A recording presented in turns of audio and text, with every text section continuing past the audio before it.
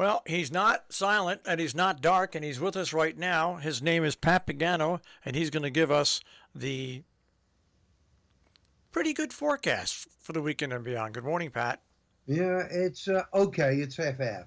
Yeah. Sunday is definitely the better of the 2 days, and that's because we do have a cold front that will be moving our way. The air that follows it is not Arctic, so that's a good thing. The air ahead of it is truly tropical. That may be a good thing too, but it comes with a price, and we'll talk about that. Today, clouds and sun, a little bit, mid 40s. Tonight, cloudy, mid 30s. Now, the same front that will be getting us tomorrow will be getting the middle part of the country today.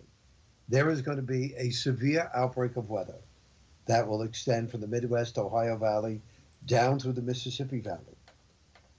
In this area, severe thunderstorms and the possibility of tornadoes. Not a good thing 2 weeks before Christmas. So our prayers go out for all those people there and just hope that they are safe when this outbreak occurs. That front, when it gets here or ahead of it tomorrow, will produce wind. It'll be very mild, near 60. Showers, especially in the morning, and then late in the day. And that's what we have to watch, because there could be a gusty thunderstorm here early tomorrow night with the front. Then once that goes by, it'll clear out and partly sunny, 50 degrees Sunday, and sunny and low 50s Monday, and again on Tuesday, and maybe Wednesday. I know you're doing your surgery on Wednesday, and the modeling is trying to suggest that there's going to be another front that we have to watch. And to me, that is the 15th, right? Yeah. Yeah. To me, it looks like this front's going to be starved for moisture. So it may be cloudy, but it's going to be mild. And maybe there'll be a few showers around. But that should be about it. So you should be fine there. Now, we've been taking a look at the forecast for Christmas Eve on the long-range computer model. And if you've been following along with Marshall and myself, you know that from one day to the next it changes. It doesn't just change. It changes like 180 degrees. Yeah, more like 360. Yesterday, the model was forecasting a storm to be over New England, and prior to that storm, this is Christmas Eve, double-digit snowfall. Today's model, for the same time, folks, 2 weeks from today, Christmas Eve, partly sunny with temperatures in the 40s. That's your long-range forecasting, folks. Just so, and like Marshall said, it's not just changing. It's 180 degrees in the other direction. So, and it's been doing this all week, right, Marshall? We've been seeing this all week long. Flip-flop, and a day-by-day basis. It's not like it stays where someplace. Day-by-day basis, it flip-flops. What's going to be interesting is when all the other models start to come in. That'll be Tuesday. Yeah, and then you get a better idea and see how many models are one way and how many models are another way. Right. But yep. But for anybody that looks at the TV and watches these 10-day forecasts out and stuff like that, folks, it's like throwing darts.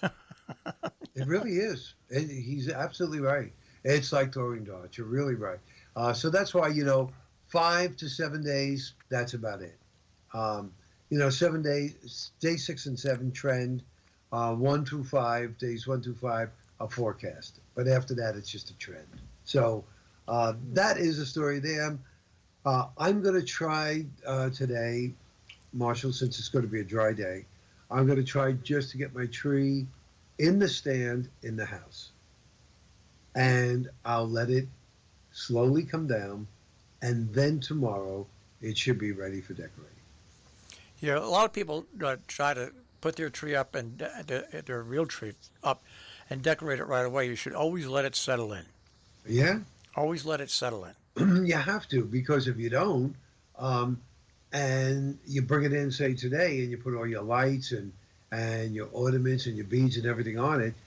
You'll wake up tomorrow morning and say, "Oh my goodness, look at this!" You know, because everything drops and everything will Right. be out of phase. So, yeah, you should definitely let a real tree just acclimate to the climate inside your house and then decorate. There's another tip. We give tips out all over the place. We do, and Yeah, for free. I'm free. Yeah, yeah, and for free.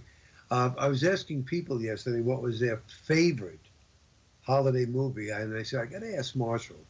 Um, my favorite of all time now is The Polar Express.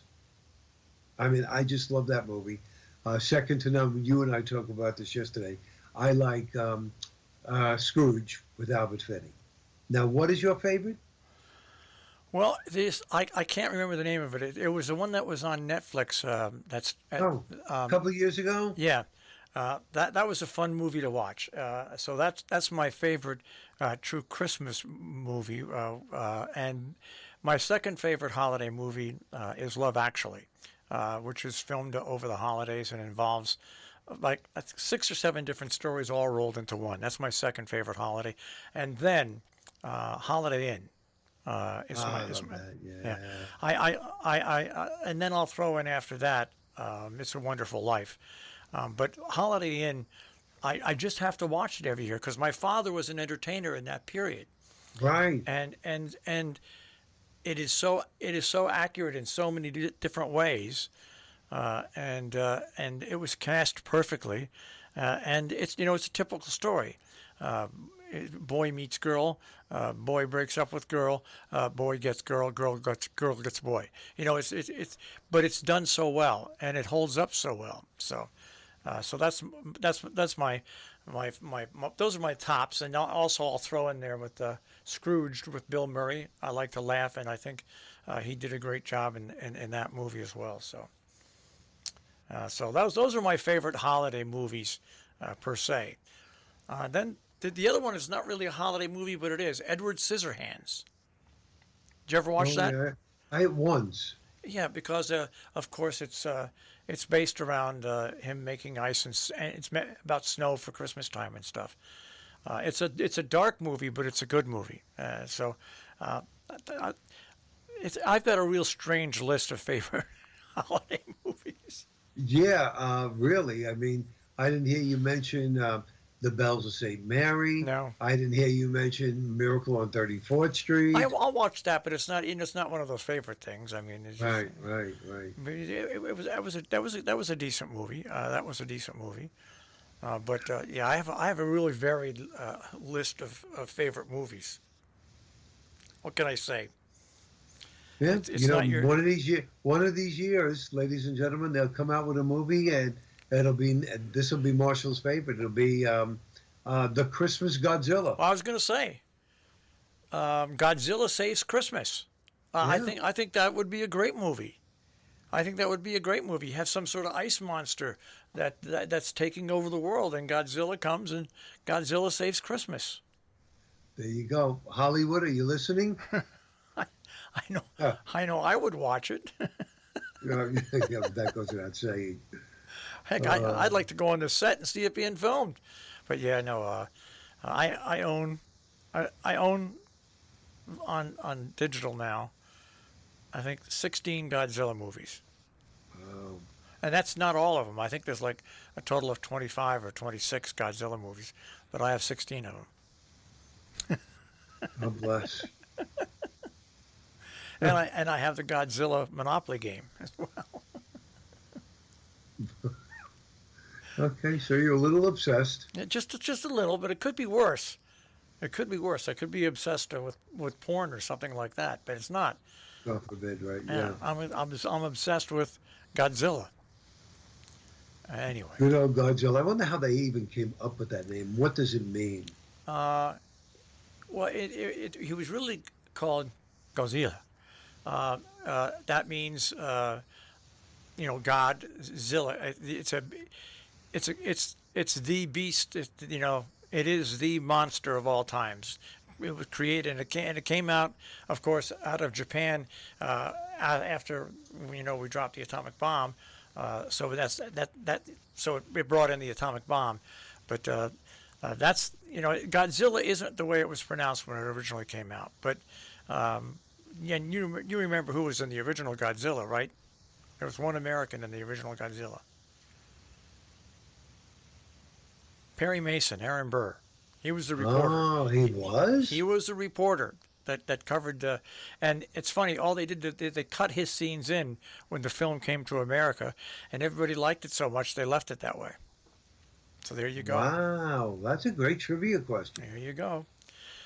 All right, Pat. No trivia on the forecast. Looks like we've got a halfway decent weekend, except for Saturday. Right. And everybody be safe. Have a nice weekend. And I'll see you bright and early on Monday, Marshall. All right. Have fun tussling with the tree. Thank you. All right, Pat. Bye-bye. Pat Pagano this morning in the Weather Center with a check on our tri-state forecast on Robin Hood Radio.